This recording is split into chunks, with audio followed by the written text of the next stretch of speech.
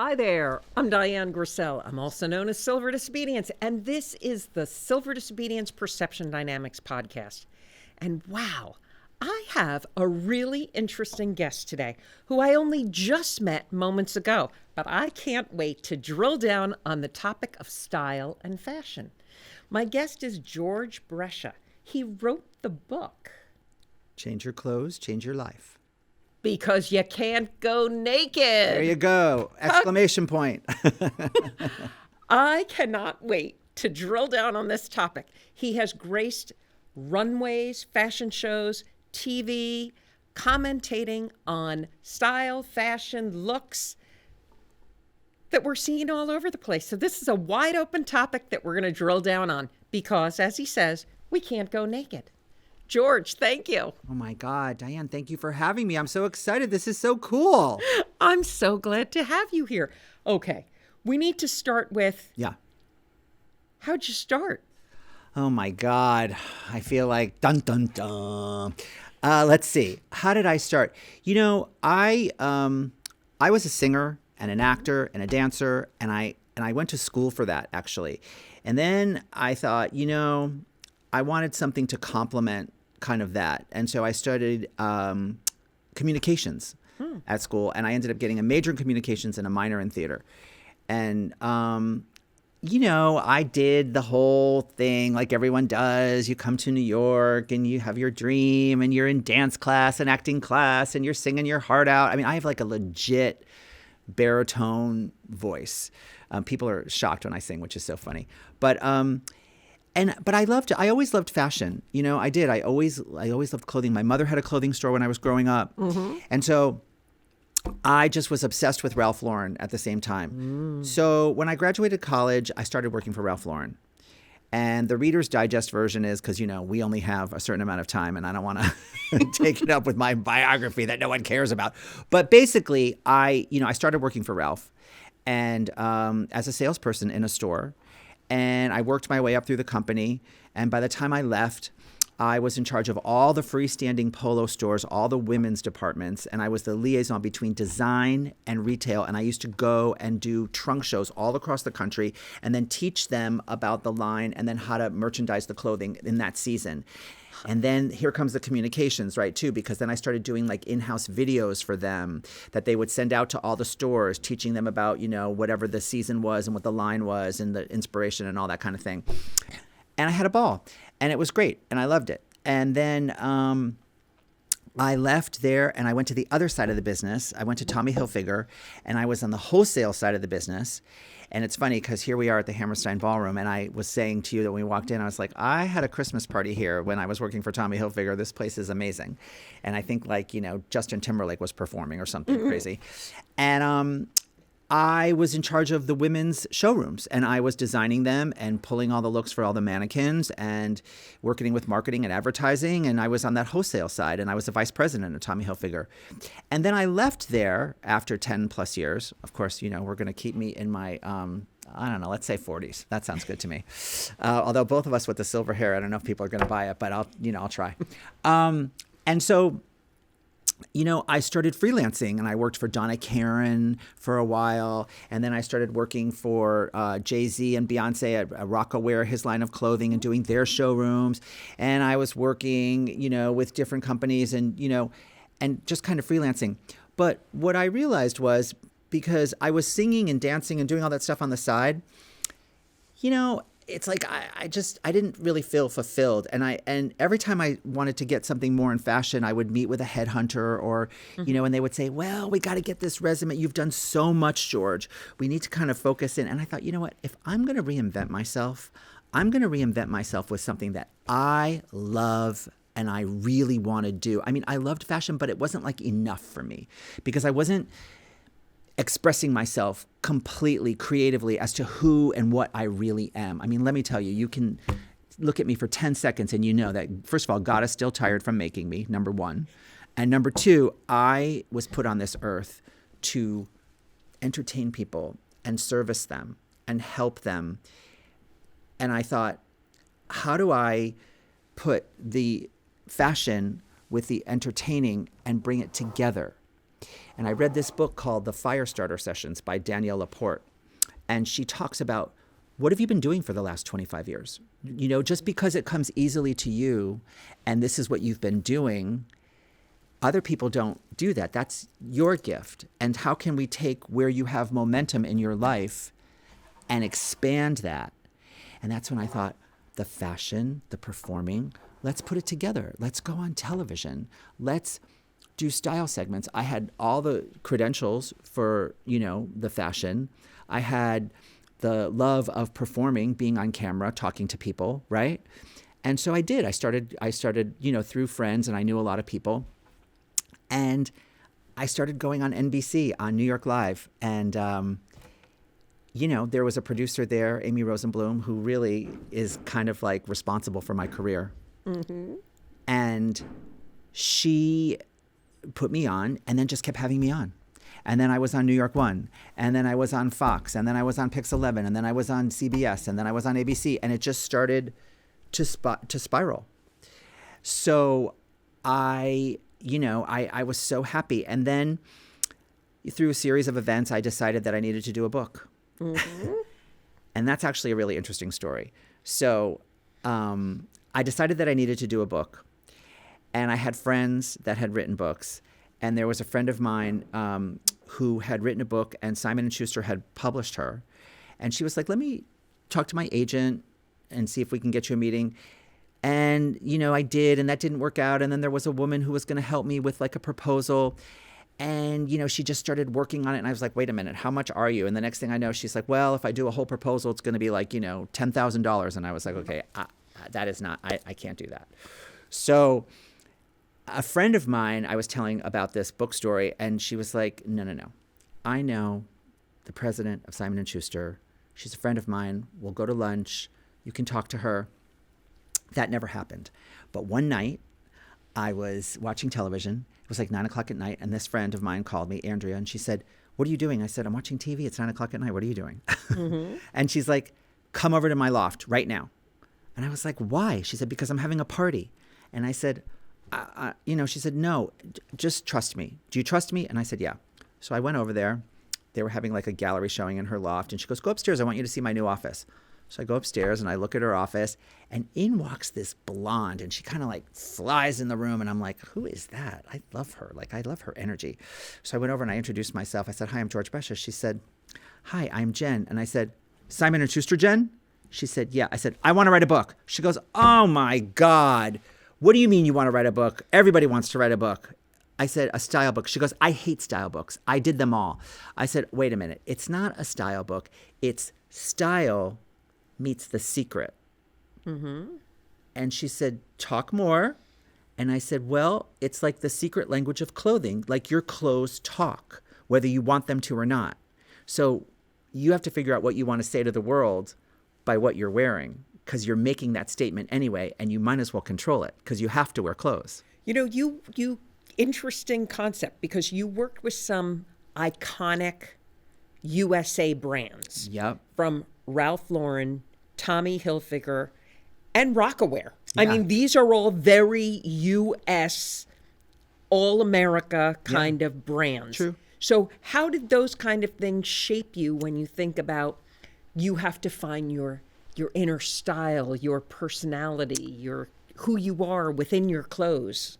I mean, you know, that's an interesting question. I have a very sort of classic kind of style. I mean, mm-hmm. modern at the same time, and sometimes I like to be sexy, but it's all sort of... Well, those are classic.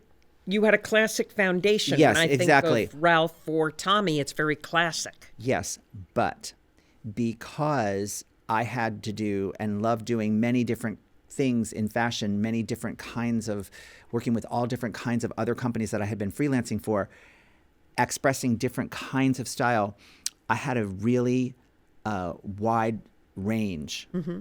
of knowledge of what kinds of things I could do. And then when I was working with individual clients, I had to adapt myself, because it's not about my style when I'm dressing someone. It's about their style and who they are. And I really keyed into that. That is such an interesting point, and I want to drill down on that, because I was talking with someone the other day, and I know this person very well. And she hired a designer Right. to redo her apartment. Right.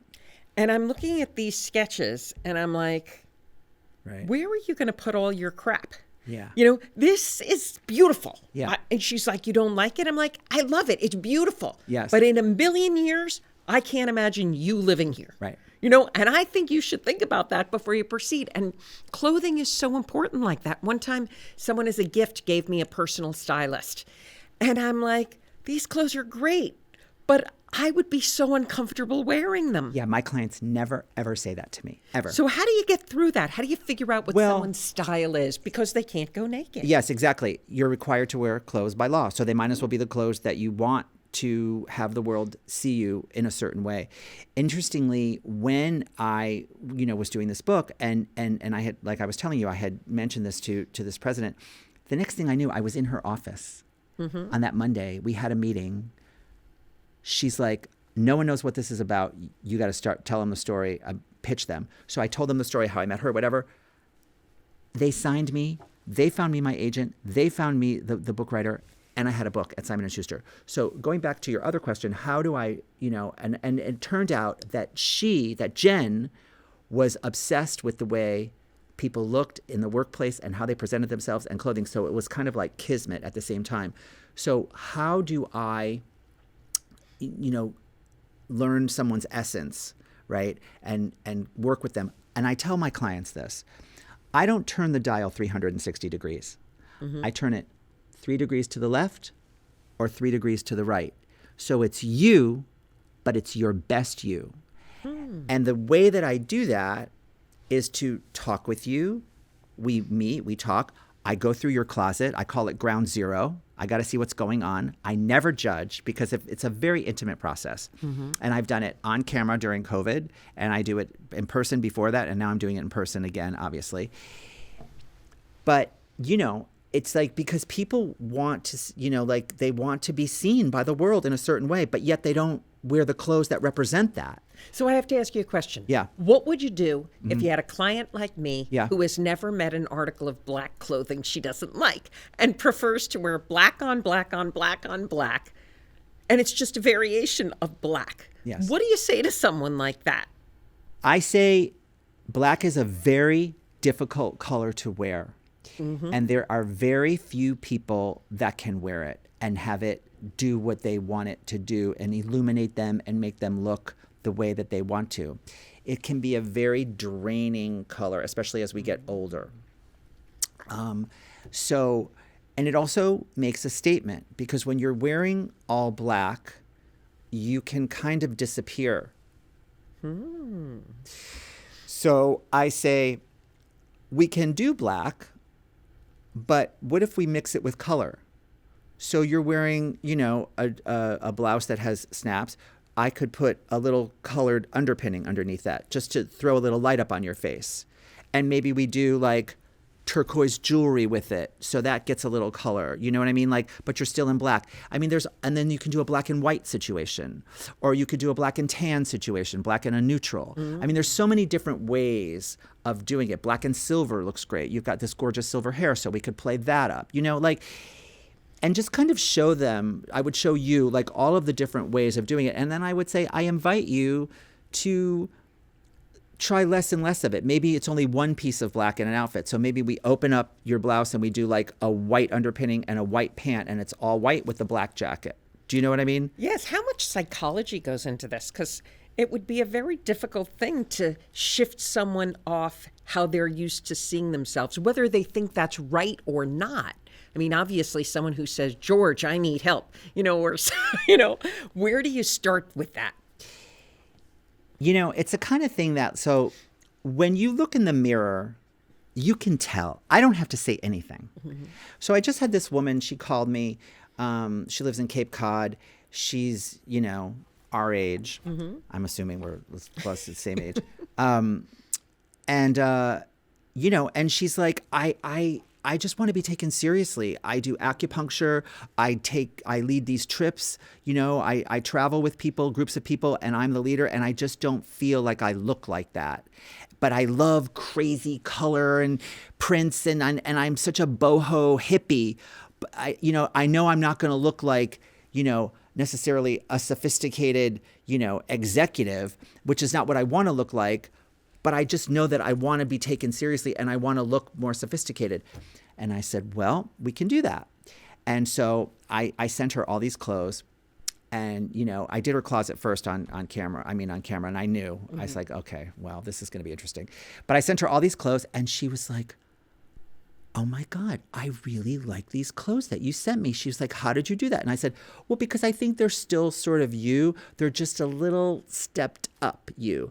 And she's like, and what's the word? Like, she wanted to really study it. She was a person who really sort of understood like an academic point of view. Mm-hmm. So I said, but she was looking for like finite rules. And the thing is that in fashion and in style and in clothing, there are no finite rules. There's some guideline rules, but fashion is fluid. It's always changing.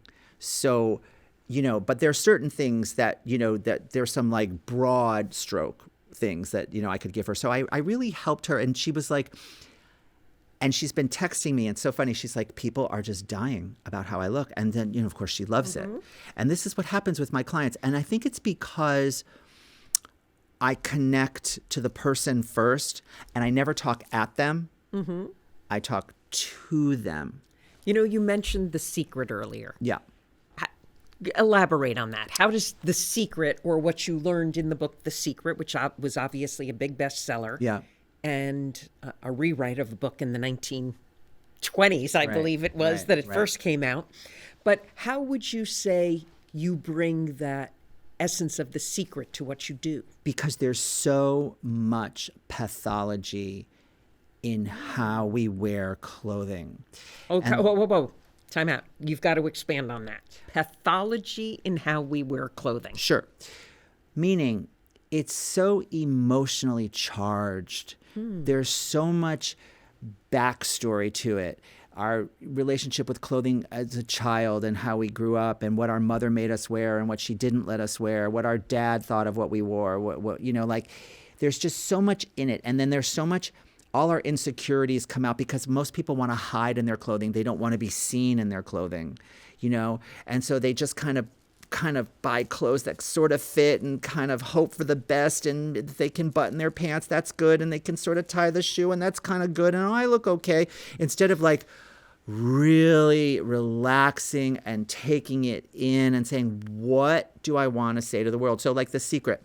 So The Secret obviously talks about manifestation, right? Being present to your life, not being like a robot just going through the same thing every day, really being present to your life. What does that mean? It means getting in touch with how you feel. Mm-hmm. Where are you in your life? Are you in a job that you like? Are you in a relationship that you like? Do you have friends that you really like? Are you spending time the way that you really want to spend time? Or are you just like on autopilot, which most people are in the world? And so what I found, like where this all came from was, I am very connected into the Broadway community here in New York. And so I was dressing a lot of Broadway men and women, not only for their events and their red carpets and their Tony Awards and their opening of the show, but for auditions. So, you walk into an audition room and, you have everybody there, the producers and the directors and the, choreographers. And if you are auditioning for the female lead, right, and she's like a sophisticated, real estate woman or something like that, right? And you walk in ripped jeans and, a sweater and boots, you could sing, a classic Rodgers and Hammerstein in the most beautiful soprano they've ever heard. They're not buying it. Mm-hmm. Because they're going to say, yeah, but it's not really her. And it's not really what we're looking for.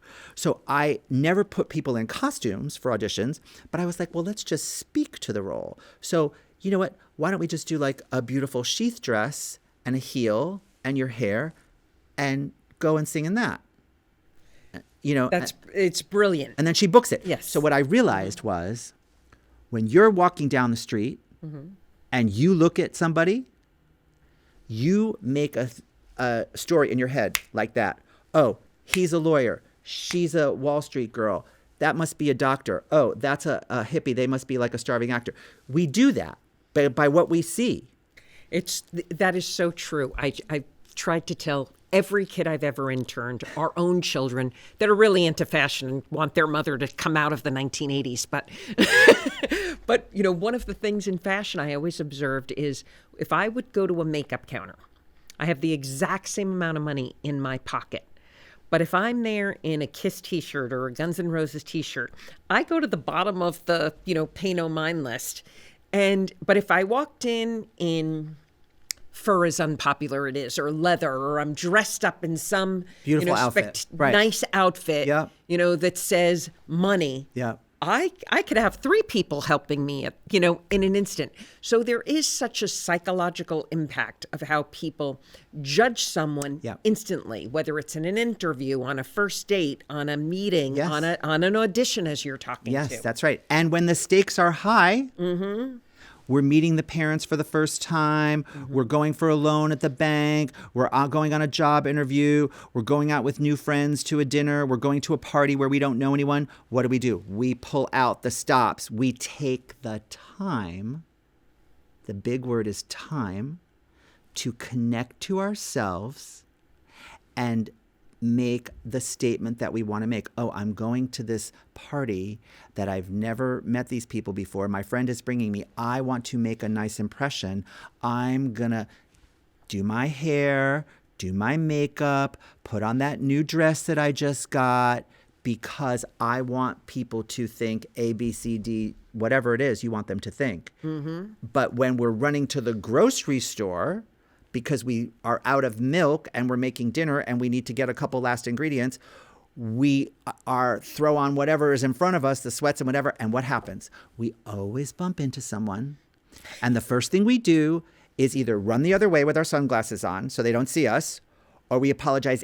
Oh, don't look at me. Don't look at me. I'm just getting the milk. Don't look at me. First of all, what do you mean don't look at you? We see you. You're not invisible. Like, what are you talking about? Of course we see you. So I always tell my clients, make sure you have the cute jeans in your wardrobe, the cute sweatshirt that is in your color that you look good in. You have to wear clothes anyway. Make them the cute clothes. It's such a funny point. Just the other night, I was having a hilarious conversation with a girlfriend, and we were talking about what people wear to the airport these days to travel. Yeah.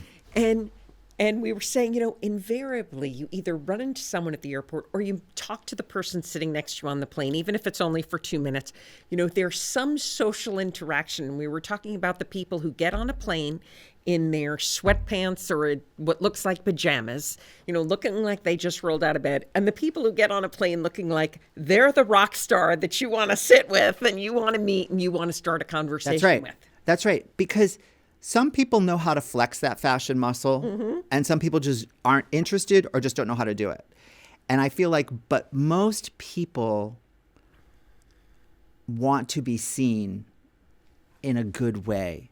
They just don't know how to do it. Let's talk about that, the flexing the fashion muscle. There's I think, a whole Instagram genre called the Hypebeast, which I had to ask my kids what that meant, but they explained the Hypebeasts are the ones that, have on the Dior shirt, the Chanel sneakers, the Louis Vuitton pants. Right. They will only wear a designer, and everything on their body has to be a mega big designer brand that screams, I'm wearing this designer. That's right. What do you think of that trend? And I mean, I think it could be cool. I mean, I think it depends on, again, what do you want to say? How do you want to be seen? I mean, I feel like I see it, the Balmain sweatshirt, that's, $2,500, with the $250 Chloe jeans. I mean, I see it, the sneakers, that are like, $1,500. Because it's a different way of looking sort of status. And we've gotten into such a casual culture, casual Friday turned into casual Monday, Tuesday, Wednesday, Thursday. And denim is the hugest it's ever been coming out of this pandemic because no one wants to put structured clothing back on, although it kind of is coming back around.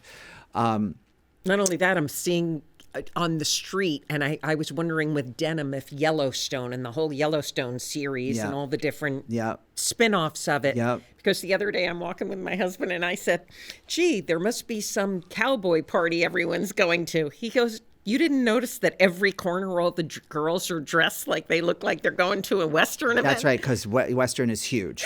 Yeah, it's a huge Unbelievable. Trend. Yeah. And I used to think of that just more like Ralph Lauren. I would think, America, right. The heartland. Yes, absolutely. Yeah, but yeah, absolutely. You're seeing a lot of it now. Yeah, totally. And the thing is, I think that, I'm for whatever you want to do. People are so funny. They're like, George, I'm sure you just walk down the street and judge. I don't judge anybody because whatever makes you happy. I want, when people come to me, I just want to help them. Mm-hmm. And, we're talking about all this fun stuff and it really is fun. But the other side of it is, I actually really inadvertently and not even as a focus realized that I'm in the service industry and I really am serving people. And, I had a very interesting experience just this past week where I had a transgender client and she is 74 and just had the operation in December. And that's going to be a big wardrobe shift. And it was. And it's the third time I've dressed her. But, she had been dressing like a woman for, I think, 5 years and then wanted to do the operation at that late point in her life. And, and this time that I dressed her, because she had already had the operation, we spent 2 days in a store. And she was with a friend. And I was also dressing the friend because they're going to Barbados. And she started to reveal her story, married for 35 years and then just, then came out, and had the operation and how her children were handling it and how her ex-wife was handling it. And, just really revealing. And of course, threw her arms around me. Thank you for helping me find myself. And, she wore glasses. And so we got like 10 pairs of different glasses for all the different kinds of clothing. So they would work with the clothing because it's such a central part of the look, And I sent her to the best wig specialist in New York City because I have those resources. And so happy with these amazing wigs, because you're creating this look. And she sent me the most beautiful email. And and someone like that, to be able to help them be able to express to the world this new person that they have become and what the transition that they've gone through. And that's just like that kind of a story, as well as someone I've helped people that, have had a long-term, illness and come out of it. Thank God. Okay. But now what do I wear after the chemo, after the radiation? What do I do? What's my look? I don't even know. Someone who had been out of work for a really long time back into the work world. What do I do? How do I do it? How do people take me seriously? Those are like heavy issues and significant issues. And when I'm doing it, like, I don't think, oh my God, I'm really helping this person. Because I just see this beautiful person in front of me and I'm just working with them. I'm like on this journey with them. And then afterwards, sometimes I'm like, wow, that was really something. Like, it hits me after. Does that make sense? Yes, it does. And it's very heartwarming. And you're talking about the psychology that goes into clothing and the depths of fashion. And when we had a little call yesterday on the phone, and I said to you, I really never thought about fashion until seeing the movie The Devil Wears Prada. And when Stanley Tucci, right. I can't remember his name in the movie, really dresses down. Right. What's her name? Anne Hathaway. Anne Hathaway. Right. He dresses her down and says, you don't understand what fashion is and that it's an X billion-dollar industry and that, it impacts every aspect of people's lives and how many people have been employed and how it affects whether you are going to be employed. And it's what you're saying right now. It seems so superficial on countless levels, especially when we're talking in a world of fast fashion, people like turning, we've got, $2 articles of clothing that Right. people will wear for a night and throw away. right. And then you've got the classics that somebody can wear for 100 years from now and it'll still be classic. That's right. So it's an interesting dynamic that's happening. I mean, it is. I mean, like I love that movie, The Devil Wears Prada, of course. And you're right. And, and Stanley Tucci does. He because the Anne Hathaway character thinks that it's all very vapid, and Runway magazine, which is modeled after Vogue magazine, and, obviously Anna Wintour. Oh, who cares? And, the girls that work here, the clackers, because their heels just clack, clack, clack as they walk down, and their Jimmy Choos and all of this. But the fact of the matter is, he happens to be right. It is huge. And the commerce that it brings us in all of the retail stores, all of the wholesale stores, the wholesale, and, now all the online shopping that is done. I mean, it's major, major business, as we know. But it has certainly changed tremendously. And again, that's where the book, and, it's funny because you can't go naked, but you can't. And that, when you think about it, there is not a person really in most of the world that does not have to clothe their body. And so, because of that, I want people to win at that game. And instead of being a robot and not paying attention, I want them to pay attention and take time for that. And women, it's because most of my clients are women. I dress a lot of men, but women, you're unbelievable because you service everyone else, your kids, your husband, your mother, your father, your sister, your friends. Everyone gets serviced by you. And who comes back to give you attention? No one. And most women do not take care of themselves and give themselves the time. They squeeze in the manicure, pedicure, maybe once a month. Maybe they'll buy a new shirt, a new blouse, but then they feel so guilty. Oh my God, why did I buy this? I should be sending my daughter money. When they could easily afford to buy themselves something. When's the last time? Oh, they get their hair done, once every 6 weeks? And it's like the hugest deal that they got to blow out. Why? Why? No. And I always say to my clients, no, because the more you take care of you, you're going to be a better mother, a better sister, a better wife, a better friend, because you're going to be happier. You're taking time for yourself. And that's what my book talks about. So you have to get dressed in the morning. I say, take a deep breath, look in the mirror. When you're washing your face or you're brushing your teeth, what do I have going on today? What's my day? What am I doing today? Oh, I'm having lunch with Susie. Then I have to go pick up Bobby and Cindy from school. And then I'm making... So what are you going to wear that's going to make you feel nice when you go for that lunch? By the way, it could be a jean, a sneaker, a cotton sweater. But if it's all in the color and the silhouette that looks really good on you, and then you're doing your little crossbody bag and maybe you have on like a little moto jacket, you look adorable and you feel cute and you have a great lunch. And then when you go to the pickup line in school, when you see one of the other parents, oh my God, Diane, you look so great. I love that jacket on you. Is that new? No, I've had it. Doesn't that make you feel nice? So we don't, it's not that we live for the compliments, it's that we feel good. I have talked to more women that I dress, and even women that I don't dress.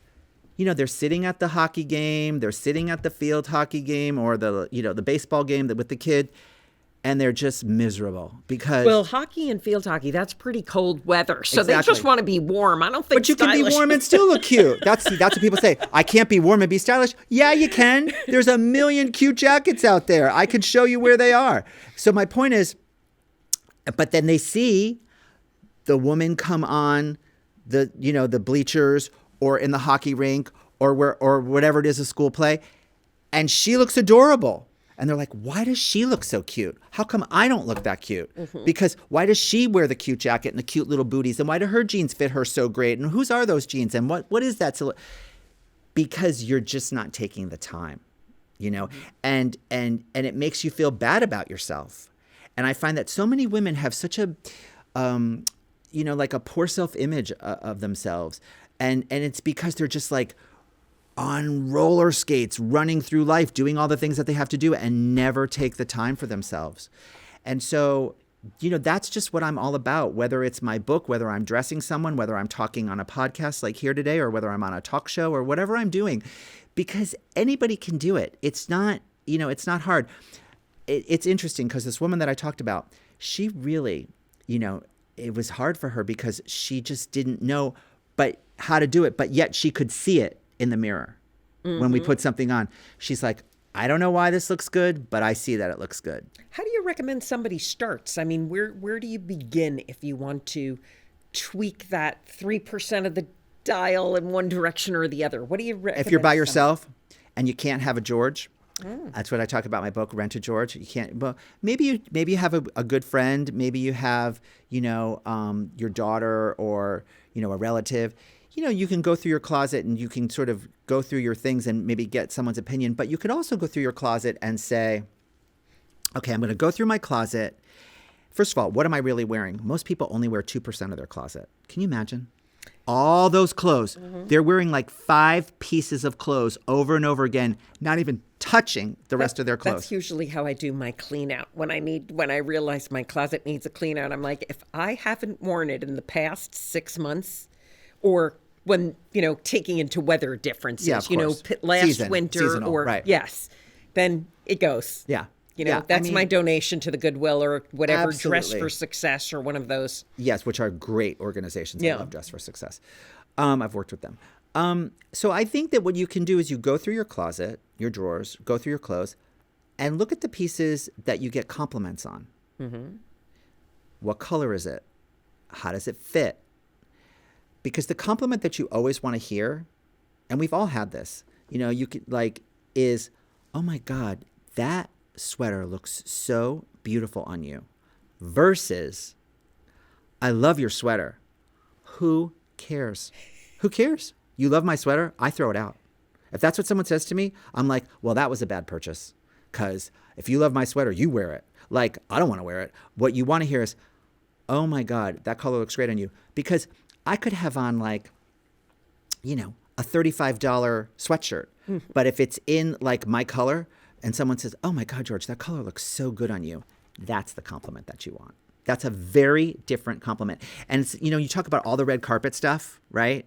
Now we're going to go, to the heights of glam. Let's go to the red carpet, because some of the stuff you see, from totally inappropriate. Yeah. And to what were you thinking? Yeah. To classic, to elegant, to vintage. Yeah. Sometimes I wonder how those choices get made. And I'm sure there's plenty of money exchanged in the background for some of the outfits. Yeah. And not just buying them, but who's showcasing what for who. Yeah. But it depends. Here's the thing. I have never been the type of stylist. Some stylists and some designers, it's all about them. They want to have a big fashion moment. They want, to have the credit. I want my client to have someone see her or him and say, did you see Nicole Kidman the other night at the Golden Globes? She looked incredible in that dress. Versus, what was that dress Nicole Kidman was wearing? Or, I loved her dress, but I didn't love it on her. So I always thought those columns were so cruel.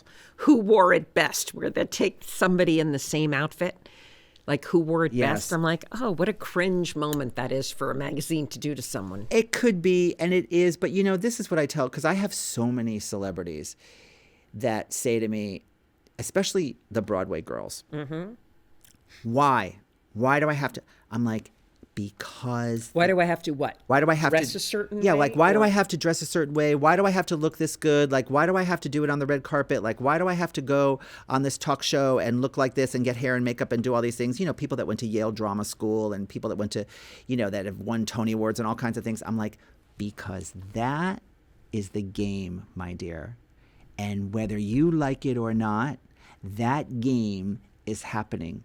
So you might as well win at it. That is such that's That's the nugget right there. It is, because It's a game. It's a game, and that's life. I mean, you're in show business. That's the way it goes. It doesn't even have to be show business. That's right. If I want to win over a big crisis management contract that I do, if I walk in jeans and a t-shirt versus making sure I'm putting on the best suit I can manage to purchase, within the budget I'm comfortable, that's going to make all the difference in the world. Absolutely. And, and by the way, men. I had this woman come up to me in a restaurant. I was eating dinner. So New York. And I knew her from... It's very New York to interrupt other people's dinners. Oh, yeah, she did. She came right up to me. I mean, I knew her from It's years... a very friendly city in that Yes, way. and I love that. And I knew her from years ago. She said to me, "Oh, my God." I said, "What?" She goes, "You have to help me." I said, "Do what?" She goes, "My husband drives this family crazy." I was like, "Why?" She goes, "Because he's an ad executive and he is constantly, pitching and doing these presentations. And whenever he has a big presentation, the whole house is in an uproar about what he's going to wear. And he freaks out and he doesn't have anything and then he feels awful and it's going to, impact the presentation. You got to get him some clothes." I was like, okay. So I met with him. And it's interesting, men have just as many insecurities. And, he's like, "I don't know, my belly and this suit and whatever." I got him all these clothes.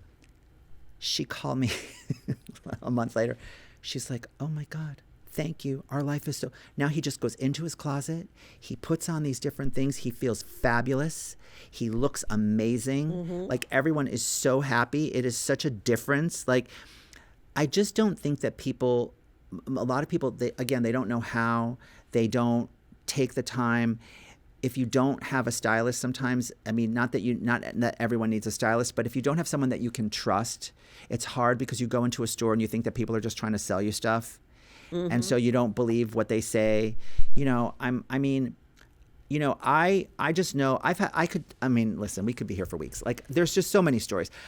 But it's such a good point which you make about the ad executive, because I've owned a public relations firm for 30 plus years. And yeah, you really get this subject. Well, there were times that I would hire someone that was young, right out of school. And I always believed in that expression, baptism by fire. So if I hired someone, you were going to be in client meetings right off the bat. And I'd say, they're in debt from school. They're new to the work environment. And I don't know if you can still do it now. I used to call up Macy's and say, "Listen, I'm sending over a kid. The budget," sometimes I would, it was $1,000 or $1,500 is what I'd say. "This is your sign-on bonus because I think you're going to be great, but we got to dress you." And that kid would walk out in maybe 2 suits, 5 shirts, 2 belts, a pair of shoes for whatever the budget was. And the next day they'd come in, it was priceless. Yeah. To see the difference in that's it. in how they shook a hand. That's right. What you're talking about is exactly what I do for a living. Yeah. And it's very important. And and then there's just all different degrees of it, I mean, I think that I had a client that, she was doing a show and she wanted the show had gone to Broadway and she wanted a raise.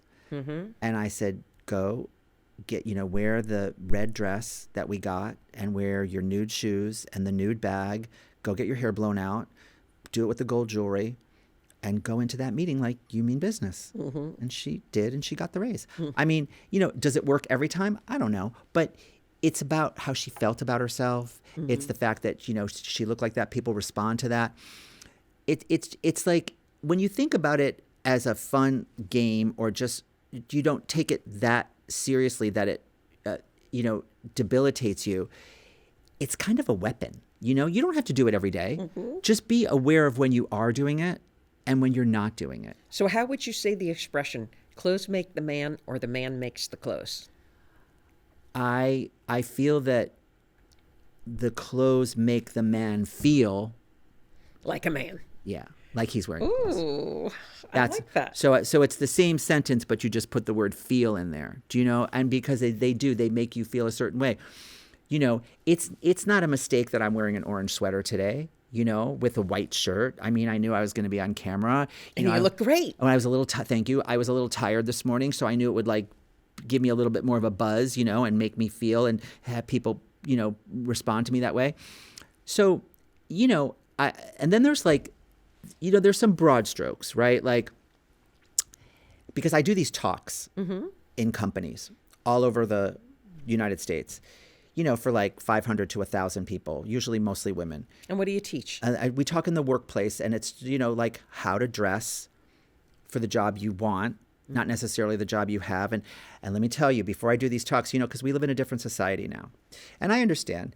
And these HR people get on the phone with me, you can't say this, you can't say that, you can't, and I get it, because everyone needs to be included and feel included. And it's, we have a culture. But it's annoying. Well, we live in a culture now. So I respect it. I do because, I just do. But I was at this company in Boston, and this big financial company, and I was doing this big talk. And one of the young girls, she's like, I don't have a lot of money. Mm-hmm. And I said, well, you're young and you're lucky. You can wear a lot that an older person can't, because as we get older, that inexpensive clothing doesn't look as good on us. Mm-hmm. And I said, but here's some tricks, you want to look expensive, you dress monochromatic, in one color. Could be blue, could be brown, could be green, whatever. It looks very expensive, and you can get it very inexpensively, but you will look expensive. You should have a beautiful blazer. It doesn't have to be expensive, but it may be in a dark color. That looks pulled together. And then when you wear it, there are certain things that you need, in your wardrobe, just certain staples in that kind of a work atmosphere that can present you the way that you want to be presented. And these kids are all taking notes. It's hilarious. But it's true. And I think that, and also giving people like a different perspective. I think we see ourselves in a certain way.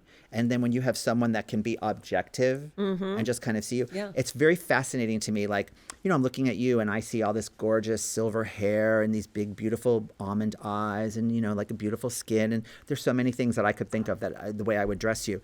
But I just see this beautiful woman in front of me, right? But then I hear you say, oh, my husband. Oh, wow, she's married. Mm-hmm. Oh, my kids. Oh, wow, she's a mom. I don't see, it's interesting. I don't see my clients that way. It's fascinating to me. And I think it serves me and them that I don't.